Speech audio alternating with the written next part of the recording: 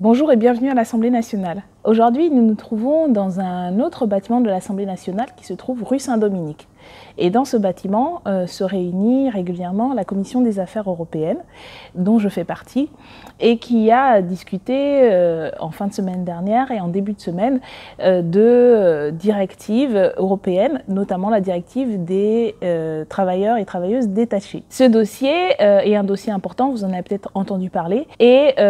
qui a été l'occasion pour nous de présenter nos propositions sur cette directive. Nous pensons que c'est une directive qui met en concurrence des travailleurs et travailleuses européens, notamment parce que cela permet d'avoir une rémunération différente et donc d'avoir des salariés qui ne sont pas payés au même niveau dans un même pays. Nous avons proposé que la France se désengage de cette directive en actionnant l'opt-out et surtout que nous nous dirigions vers une véritable harmonisation sociale par le haut, en remettant en cause le principe de la directive et en construisant enfin cette Europe sociale que tout le monde appelle de ses voeux et qui est pour nous cruciale si l'on veut véritablement construire une Europe des peuples. Alors nous avons aussi débattu à l'Assemblée nationale d'un certain nombre de questions cette semaine, en particulier, et je vous en parlais lors de notre dernière vidéo, du budget de la sécurité sociale, de financement de la sécurité sociale, qui est encore débattu cette semaine, qui va être voté normalement la semaine prochaine,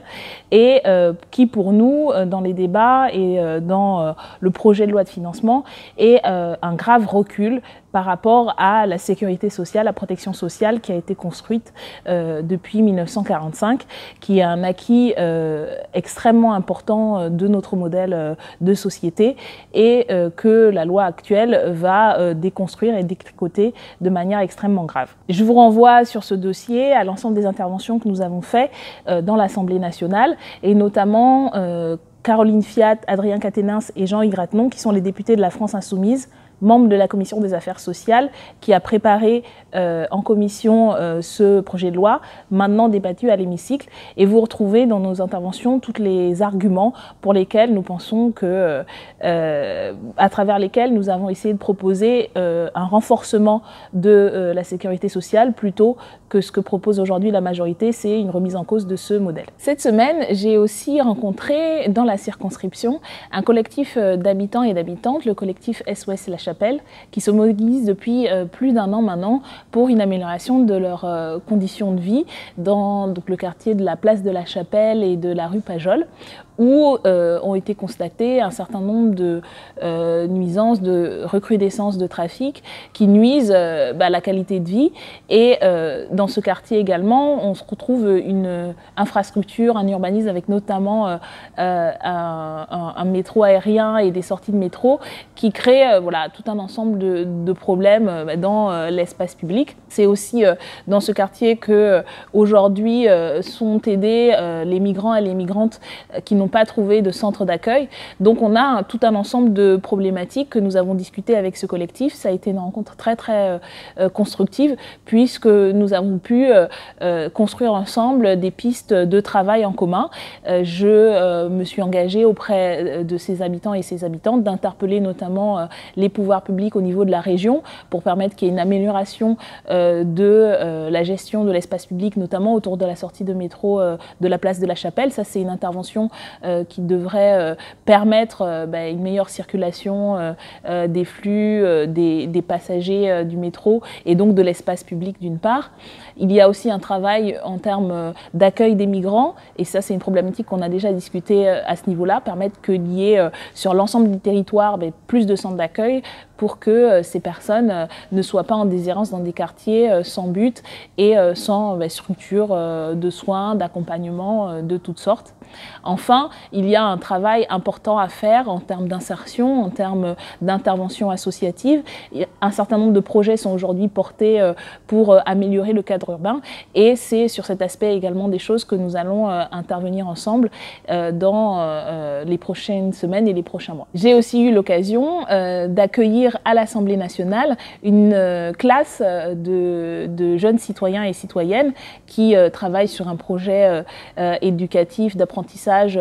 de la vidéo et des techniques d'enregistrement sonore, c'est dans le cadre de l'association Son des rues. Et donc j'ai eu le plaisir à cette occasion de rencontrer une vingtaine de jeunes habitants et habitantes de la circonscription du 18e arrondissement qui travaillent sur un projet autour de la Convention des droits de l'enfant et qui m'ont posé tout un ensemble de questions sur le travail de députés, l'élaboration des lois et les problématiques donc liées aux droits des enfants. Ça fait partie,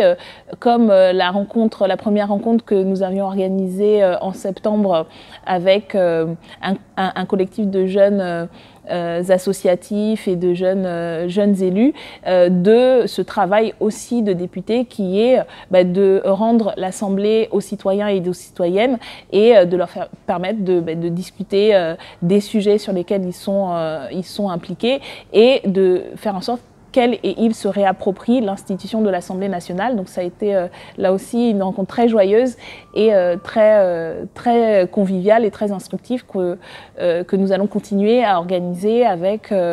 des jeunes citoyens et des citoyennes à l'Assemblée nationale. Alors dans les prochains jours, comme je vous l'expliquais, nous allons continuer à discuter du projet de loi de financement de la sécurité sociale. Nous allons à nouveau rediscuter du projet de loi de finances publiques 2018. Donc ça, ce sera toute la semaine prochaine. Ce sera pour nous l'occasion de présenter notamment notre contre-budget, puisque nous avons des propositions alternatives au choix fait par le gouvernement d'avoir un budget qui ne favorise qu'une petite partie de la population, parmi la plus aisée. Et au contraire, il nous semble que ce budget 2018 devrait